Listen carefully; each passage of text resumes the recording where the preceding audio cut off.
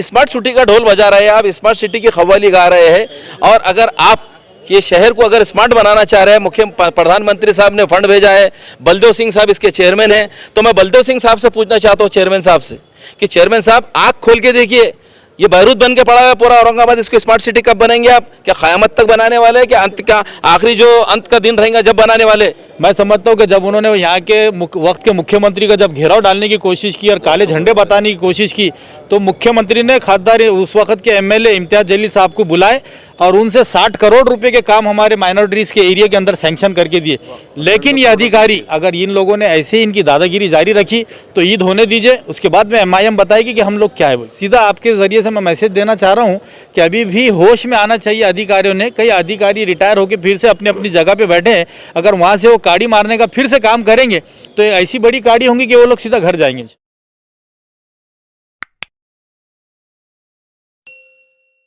आप देख रहे हैं एसडीएम न्यूज़, मयूर अंसारी।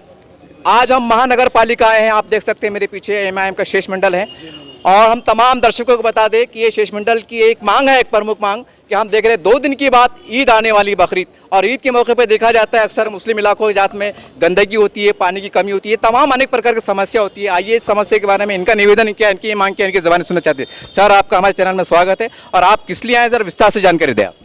देखिए, सबसे पहली बात तो यही कि अभी ईद उल ज़ुहा का वक्त नज़दीक आ चुका है। ईद उल ज़ुहा के मौके से हमने आज एडिशनल कमिश्नर साहब से बात की है। एडिशनल कमिश्नर नमाने साहब से हमारी मुलाकात हुई है। उनको हमने पूरी जो परेशानियां आने वाली है इसके अंदर पूरा बताया है कि जहाँ पर भी जो कुर्बानी का काम होगा, जहाँ भी कुर्बानी के फ़राइज़ अंजाम दिए जाएंगे, उसके बाद में जो कचरा होगा, उसके बाद में जो पानी की सहूलत होती है, कचरा उठाने की सहूलत होती है, इसको पूरी तरीके से आप कैसी यंत्रणा इसके पीछे लगाते हैं, कैसा आपका नियोजन करते हैं, कैसा इसका लाएमल तैयार करते हैं, इसको जल्द से जल्द करने की पूरी कोशिश कीजिए। जितने स्लॉट हाउस है उसके पास में पूरी परवानगी दीजिए। लोगों ने कौन से ज़ाब्ते के अंदर रह के कोविड का भी पेंडेमिक का एक्ट चल रहा है उसको पूरा रखते हुए कैसे अपने फ़राइज़ को अंजाम दे सकते, ये तमाम तर बातें उनके सामने हमने रख दी गई। क्यों तो हम मिलने आए थे कमिश्नर साहब से, लेकिन ये बड़ी बदकिस्मती की बात है कि कमिश्नर साहब से कभी हमारी मुलाकात होती नहीं, और कमिश्नर साहब तो हमसे मुलाकात उनसे नहीं हो सकी, इसलिए एडिशनल कमिश्नर नमाने साहब से हमारी मुलाकात हुई। साथ साथ हमने हमारा एक शिष्टमंडल हमारे नासिर सिद्दीकी साहब की क़यादत में अभी कमिश्नर साहब से मिला है, और कमिश्नर साहब को नासिर सिद्दीकी साहब ने, तमाम लोगों ने अपनी बात वहाँ पर सामने रखे रुदात कि जिस तरीके से शहर का आज हाल है कि शहर के अंदर 1.5 साल से तकरीबन विकास के पूरे काम ठप होके पड़े हुए, और आप जो है तो कमिश्नर साहब से सजेशन मीटिंग के अंदर अगर बात होती है तो आप उनके सामने बात रखिए, अपना सजेशन रखिए कि अतिक्रमण भी धड़ल्ले से हो रहे हैं। उसी के साथ साथ जो है तो रोड, ख़ास तौर से जो शहर के रोड के काम है, अभी 250 करोड़ के जो रोड वाइट टैपिंग के बन रहे हैं, ये महाराष्ट्र शासन के तत्कालीन मुख्यमंत्री जो थे हमारे देवेंद्र फडणवीस साहब, उन्होंने पैसा भेजे थे, उसी के अंदर ये काम हो रहे। उसके बाद स्टेट गवर्नमेंट जो अभी जो इस वक्त की जो गवर्नमेंट है, उद्धव ठाकरे साहब ने कोई रुपया पैसा है डेवलपमेंट के लिए भेजा नहीं, और कारपोरेशन के पैसे से कोई पैसा काम हो नहीं रहा है, पूरा काम ठप होके पड़े। नंबर 1 बात। दूसरी चीज़, आप शहर के अंदर का मिड पॉइंट देखिए, आप जो कलेक्टर ऑफिस को रोड जाता है, जो गेस्ट हाउस को रोड जाता है, जो शागन की तरफ रोड आता है, शागन के गांधी पुतले से लेके तो आप जाएंगे गेस्ट हाउस तक, ये हर्षनगर का पूरा रोड टूटा हुआ है। उसी तरीके से आप हर्षनगर से लेके तो आप पिरगल साहब के दरगाह तक जाएंगे, पूरा रोड टूटा हुआ है। उसी तरफ दमड़ी महल से लेके तो चंपा चौक तक, चंपा चौक से लेके तो जिनसे तक आप जाएंगे, पूरा रोड टूटा हुआ है। उसी तरह कटकट गेट का पूरा रोड टूटा हुआ है। उसी तरह सबसे इंपॉर्टेंट बात, टाउन हॉल जो कारपोरेशन के गेट से लेके तो आप जाएंगे मकई गेट तक, ये रोड इतना इंपॉर्टेंट है, बाहर के पर्यटक यहाँ पर आते हैं, और पूरा रोड टूटा हुआ है। तो अब आप स्मार्ट सिटी का ढोल बजा रहे हैं, आप स्मार्ट सिटी की कव्वाली गा रहे हैं, और अगर आप ये शहर को अगर स्मार्ट बनाना चाह रहे हैं, मुख्य प्रधानमंत्री साहब ने फंड भेजा है, बलदेव सिंह साहब इसके चेयरमैन हैं, तो मैं बलदेव सिंह साहब से पूछना चाहता हूँ चेयरमैन साहब से कि चेयरमैन साहब आँख खोल के देखिए, ये बैरूत बन के पड़ा हुआ है पूरा औरंगाबाद, इसको स्मार्ट सिटी कब बनाएंगे आप? क्या क़यामत तक बनाने वाले हैं, क्या अंत का आखिरी जो अंत का दिन रहेगा जब बनाने वाले? स्मार्ट सिटी बनाने के लिए सबसे पहले रोड के काम करना पड़ेंगे, और विशेष करके माइनॉरिटीज़ के एरिया के अंदर बिल्कुल मैं देख रहा हूँ 1.5 साल से कोई काम नहीं हो रहा है, और जिम्मेदार ऑफिसर खुला कहते हैं कि कमिश्नर साहब ने बोले कोई डेवलपमेंट की फाइल भेजना नहीं, कोई हमारे पास में रोड की फाइल भेजना नहीं, कोई एस्टिमेट यहाँ पर भेजना नहीं।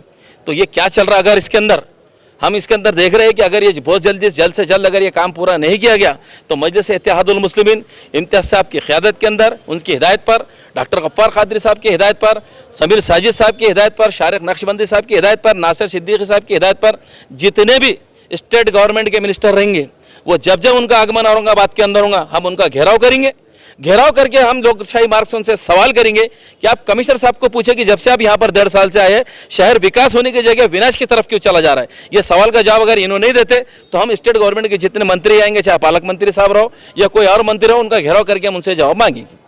सर, जैसा आपने रास्तों की बात की, तो एक शिकायत रहती है कि अक्सर मुस्लिम इलाके के साथ जातिवाद होता है। मैं आपसे खुल के पूछ रहा हूँ, ऐसा लग रहा है कि मुसलमानों के साथ जातिवाद हो रहा है, आपको लगता है सर ये जातिवाद के रूप में काम हो रहा है? इससे पहले मैंने आपके अपने बयान के अंदर कह चुका हूं कि माइनॉरिटी एरिया को विशेष करके इसको बाजू रखा गया है। इसकी सबसे बड़ी वजह यह है कि बकोरिया साहब जब आप यहाँ पर मौजूद थे तो बकोरिया साहब ने चंपा चौक से लेकर तो दमड़ी महल तक 1.5 करोड़ रुपए का व्हाइट टॉपिंग का काम मंजूर किया हुआ है। उसी के साथ 50 लाख रुपए का जितने पैचवर्क की जितने सड़कों के नाम लिया है उसको पैचवर्क और उसको जो तो रिपेयर करने का काम भोई साहब ने यहाँ पर भेजा है। लेकिन कमिश्नर साहब के ऐसे आदेश है कि कोई एस्टीमेट मेरे तक भेजना नहीं, और जितने एस्टीमेट थे जो टेंडर पे थे उसको कैंसिल कर दिए, उसी के साथ साथ जो वर्क ऑर्डर पे थे उसको कैंसिल कर दिए, जो काम होने वाले थे सारे कामों को उन्होंने कैंसिल कर दिए। तो आप अंदाजा लगा सकते हैं कि माइनॉरिटी के साथ में भेदभाव हो रहा है या कितना उनका विकास हो रहा है या विनाश हो रहा है। चलिए, मेरे साथ मौजूद है नासिर सिद्दीकी साहब, और ये भी एक सरगर्म नेता है और आमदार बनते बनते रह गए। हो सकता है आने वाले समय में लोगों के आप सब दुआएं लेते रहे तो आमदार बन जाए आप।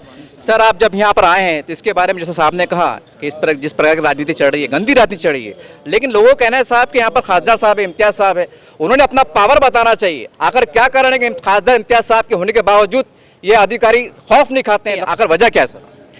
ऐसा मैं नहीं मानता कि ये अधिकारी खौफ नहीं खाते हैं।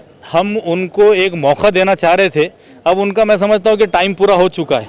खासदार साहब भी जितना टाइम देना था उन्होंने दे चुके, और खासदार साहब आपने देखा होगा कि वो सिर्फ बात करने जा रहे, तो ये अधिकारियों की एक मिली भगत है कि कहीं ना कहीं मजलिस इत्तेहादुल मुस्लिमीन के ऊपर प्रेशर लाया जाए और इनको केसेस से डरा जाए। लेकिन आपके माध्यम से बताऊँगा कि आने वाले वक्तों के अंदर मजलिस इत्तेहादुल मुस्लिमीन चाहे कितना बड़ा अधिकारी हो या चाहे कोई हो, अगर उसने भेदभाव की राजनीति यहाँ किया, क्योंकि राजनीति जो भेदभाव की करते थे, मैं समझता हूँ 1.5 साल पहले वो बॉडी जा चुकी।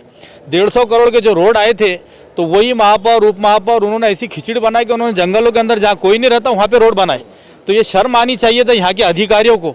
उसके बाद खासदार इम्तियाज जलील साहब ने, आप जो कह रहे हैं ना कि लपकते हैं, मैं समझता हूँ कि जब उन्होंने यहाँ के वक्त के मुख्यमंत्री का जब घेराव डालने की कोशिश की और काले झंडे बताने की कोशिश की, तो मुख्यमंत्री ने खासदार उस वक्त के एमएलए इम्तियाज जलील साहब को बुलाए और उनसे 60 करोड़ रुपए के काम हमारे माइनॉरिटीज़ के एरिया के अंदर सैंक्शन करके दिए। लेकिन ये अधिकारी देखिए, आपके सेंट्रल नाका का जो रोड है वहाँ का कॉन्ट्रैक्टर ने थोड़ा सा काम शुरू किया और उसके बाद में रुक गया। क्यों रुका? अरे अधिकारियों ने उसको ब्लैकलिस्ट करना चाहिए, उसके ऊपर फाइन मारना चाहिए, उसको टाइम पीरियड देना चाहिए। लेकिन ये अधिकारी समझ रहे हैं कि आज यहाँ पे बॉडी नहीं है तो आज हमारा राज है। लेकिन ये लोकशाही मार्ग है, ये लोकशाही पद्धति से चलता है ये मुल्क। अगर इन लोगों ने ऐसे ही इनकी दादागिरी जारी रखी तो ईद होने दीजिए, उसके बाद में MIM बताएगी कि हम लोग क्या है बोल के। सर, आज मुस्लिम समाज में इस बात के चर्चे हैं कि जैसे दलित समाज की राजनीति होती है, उनके नेता होते हैं, वो जब रोड पे आते हैं आक्रामक होकर तो काम करा के लेते हैं। आज मुस्लिम समाज में ये भी चर्चा है कि MIM अपना असली रूप में कब आएंगी?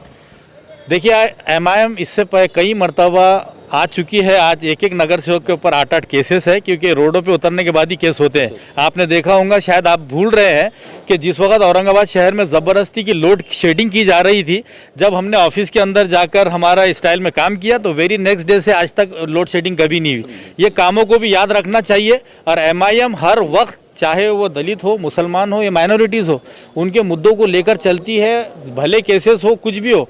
और इसके बाद इससे और आक्रामक होकर हम लोग काम करेंगे, वो भी लोगों के लिए। उसके अंदर हमारे सीधा आपके ज़रिए से मैं मैसेज देना चाह रहा हूँ कि अभी भी होश में आना चाहिए अधिकारियों ने। कई अधिकारी रिटायर होकर फिर से अपनी अपनी जगह पे बैठे हैं, अगर वहाँ से वो काड़ी मारने का फिर से काम करेंगे तो ऐसी बड़ी काड़ी होंगी कि वो लोग सीधा घर जाएंगे।